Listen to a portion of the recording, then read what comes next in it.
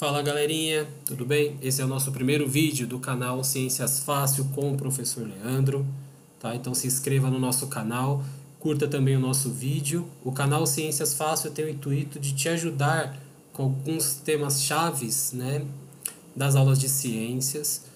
Prioridade, meninos, aqui é para o Fundamental 2, do sexto ao nono ano. Eu sei que existem vários canais no YouTube muito bons de biologia, né, para vestibular, Enem, mas o nosso foco aqui é para ajudar a galerinha que está no sexto, no sétimo, no oitavo e no nono ano, os principais temas que às vezes você não conseguiu entender direito, você perdeu um pouquinho, deu aquela cochilada na aula, e eu vou te ajudar aqui com vídeos curtos e bem dinâmicos, didáticos de aulas de ciência, beleza? Tudo bem? Então vamos lá, vamos começar. Nossa primeira aula será sobre os ciclos biogeoquímicos. É um tema muito comum que pode ser abordado no sexto, no sétimo ano, até no nono ano, em aulas de química. E eu vou te falar um pouco sobre esses ciclos, te mostrar alguns desenhos, te mostrar alguns recursos que você pode usar para entender essa matéria e ir super bem, matar ela na prova. Beleza? Vamos lá. Então, meninos, o que são ciclos biogeoquímicos? Na verdade, você tem que entender primeiro que na natureza alguns elementos químicos são essenciais, como por exemplo o elemento carbono, nitrogênio, o elemento oxigênio e a molécula da água. Esses elementos são essenciais para a formação dos seres vivos e para a constituição do meio ambiente também. Mas esses elementos eles transitam nos seres vivos e transitam no meio ambiente. Por isso que se chama de ciclo. Isso quer dizer o quê? Que esses elementos ou eles estão dentro dos seres vivos, constituindo os seus corpos ou sofrendo reações químicas, ou, né, em outro momento eles estão no meio ambiente, eles estão na atmosfera e eles estão nos fatores que nós chamamos de fatores abióticos. Isso é chamado de ciclo porque esses elementos químicos, assim como a molécula da água, eles ficam literalmente ciclando entre os seres vivos e o meio ambiente. Tudo bem? Tem uma frase de um cientista, né, que é considerado o pai da química moderna, Lavoisier, que diz assim: na natureza nada se cria, nada se perde, tudo se transforma. O que ele quer dizer com isso? O que isso tem a ver com ciclos biogeoquímicos? Quer dizer que os elementos químicos não são criados ou são perdidos, né, vão para o nada. Na verdade, os elementos químicos eles são transformados. Em um momento eles estão dentro dos seres, em um outro momento eles estão no meio ambiente. Tudo bem? Para você entender melhor ainda o que é ciclo biogeoquímico, lembra disso aqui, ó. Ciclo bio de seres vivos, geo de meio ambiente, de terra, planeta Terra em si, e químico, né? Ciclo biogeoquímico. Junta tudo isso daí, que é o que você vai entender agora. Beleza? Molezinha, né? Primeiro nós vamos começar com o ciclo do carbono. Tudo bem? O carbono é um dos elementos químicos mais importantes que se tem, né, na natureza e para os seres vivos. O carbono ele constitui a matéria orgânica dos seres vivos, de todos os seres vivos. Por exemplo, os açúcares, que nós chamamos de glicídios, né, de carboidratos, são constituídos basicamente de carbono. A constituição de proteínas também requer, né, o elemento carbono, assim como os ácidos nucleicos, que nada mais é que o próprio DNA, e as gorduras, né, os que nós chamamos de lipídios. Basicamente, tudo que tem vivo, né, tudo que é ser vivo, tudo que nós chamamos de matéria orgânica tem que ter carbono, gente. A principal fonte de carbono, né, da natureza, né, a principal fonte de carbono na natureza está em forma de CO2, que é o dióxido de carbono, ou popularmente conhecido como gás carbônico, certo? Só que aí tem um problema. Eu preciso de carbono para o meu corpo, mas a principal fonte de carbono está em forma de CO2, ou seja, de gás. Eu não consigo pegar esse gás. Tudo bem? Eu inalo gás carbônico, mas a quantidade que eu inalo é a quantidade que eu expiro. Ou seja, eu não consigo pegar o carbono que está no gás carbônico para eu constituir ele, né, usar esse carbono na constituição do meu corpo.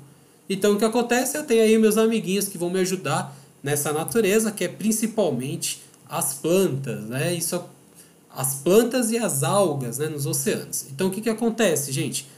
Primeiro, eu tenho aqui a fixação de gás carbônico. A fixação de gás carbônico vai acontecer através da fotossíntese. Depois eu vou mandar uma aula de fotossíntese para vocês, tudo bem?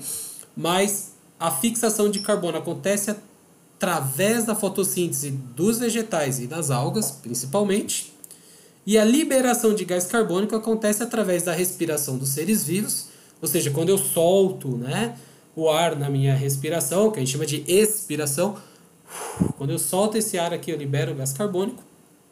Através da combustão de combustíveis, principalmente, né, combustão de combustíveis fósseis, mas também como, por exemplo, a queima, né, de matéria orgânica, eu também libero gás carbônico, assim como a decomposição de seres vivos. Então eu tenho dois processos aqui.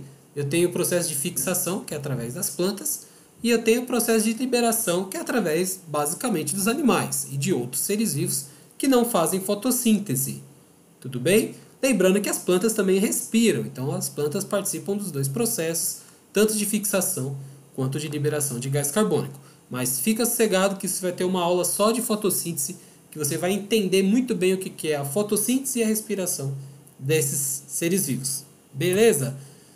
Mais um esqueminha aqui para você entender, que é um ciclo, né? Então o CO2 atmosférico ele é retido através da fotossíntese, certo?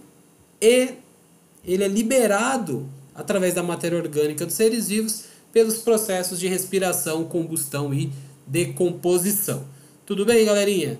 Tem um esqueminha aqui que é muito legal para você entender o ciclo do carbono, né? Que eu gosto muito, que ele mostra aqui por onde o carbono vai passar em todos os seres vivos e também no meio ambiente. Lembra que é um ciclo, certo? Vamos entender o esqueminha aqui? Então, ó, você tem seta azul, setas verdes e setas vermelhas. Tem uma legenda aqui para você estudar e mandar bem na prova. A seta azul é o CO2, né? Ou seja, o carbono que é absorvido pelas plantas e pelas plantas aquáticas e pelas algas através da fotossíntese. Ó, repara que está aqui.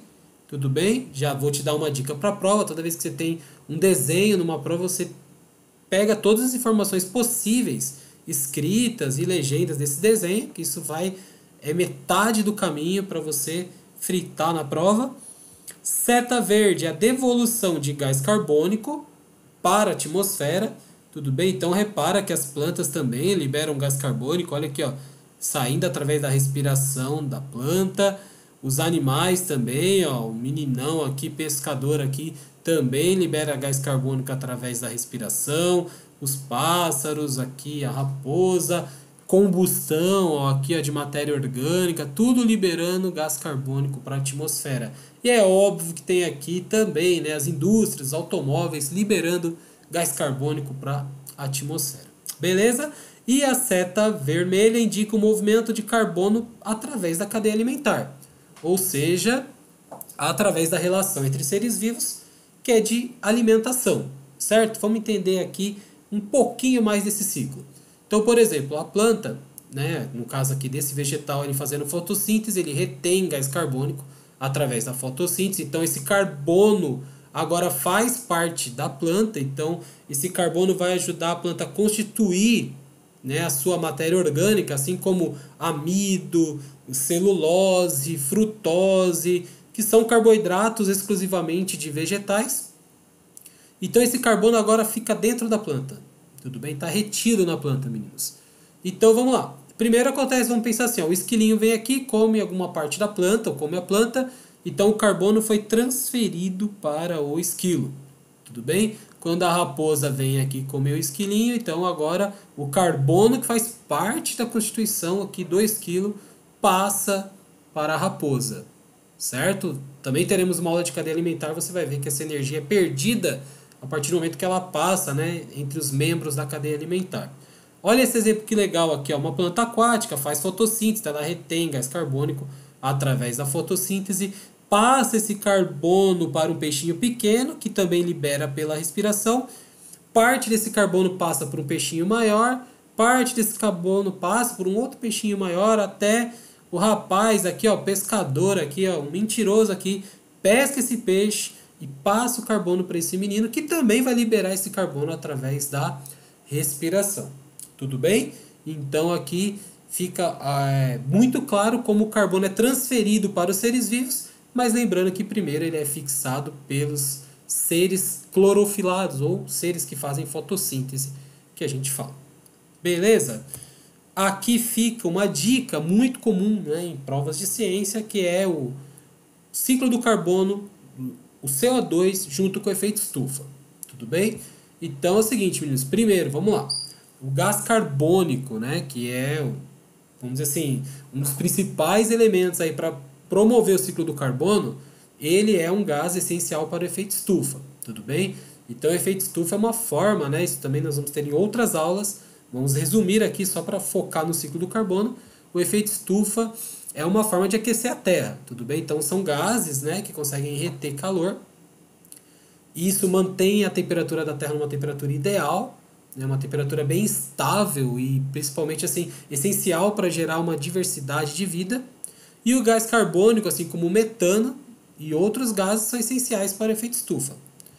O problema é que o acúmulo de CO2 na atmosfera tem aumentado essa retenção de calor, contribuindo assim para o aquecimento global. Então, uma dica, o efeito estufa é essencial para os seres vivos, então toma cuidado, porque às vezes o professor de ciência te dá uma, né, ele quer te pegar ali, te confundir um pouco, e ele fala que o efeito estufa é o grande causador aí dos problemas ambientais. Não, o efeito estufa é essencial para que tenha vida no planeta. Mas o acúmulo dele tem aumentado a temperatura do planeta, né, que nós chamamos de aquecimento global. Ah, professor, mas era um ciclo? Pensa assim, o carbono não está nas plantas e depois não está nos seres vivos. Por que que isso acontece, então? Acontece o seguinte, porque nós temos as causas antrópicas, que a gente fala, que são as causas humanas, né, gente? E as causas humanas têm aumentado a liberação de gás carbônico, assim como a atividade industrial, a utilização de combustíveis fósseis, né, resumindo, petróleo, e a queimada e desmatamento. Ou seja, quando eu tenho queimadas e desmatamento, né, lógico que queimadas de forma desnecessária, não estou falando da queimada natural, e o desmatamento que basicamente sempre é desnecessário, mas quando eu tenho isso, quando eu retiro uma planta né, da natureza e queimo, primeiro que eu estou liberando gás carbônico, né, estou liberando carbono na natureza à medida que eu estou queimando essa planta, e ela não estará mais viva para reter carbono no ciclo. Então, a retenção de carbono vai diminuindo. Tudo bem? Então, isso aqui é muito importante, também é uma pegadinha que sempre tem ciclo do carbono com efeito estufa, aquecimento global, atividades humanas, combustíveis fósseis, isso está muito ligado ao ciclo do carbono. Beleza, gente? Vamos ficar por aqui, tá? Eu agradeço a vocês, então não esqueça de se inscrever no nosso canal e de curtir esse vídeo. Grande abraço!